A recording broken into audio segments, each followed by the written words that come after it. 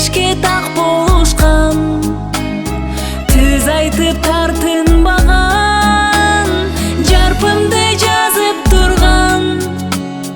Жакшылар кандай сонун, жашоого нур жадырган, жамандын тосуп жолун, жакшысыз кандай сонун. Ар дайым уккум келет, шыгым ашык кошулуп, эй көкөлө учкум келет.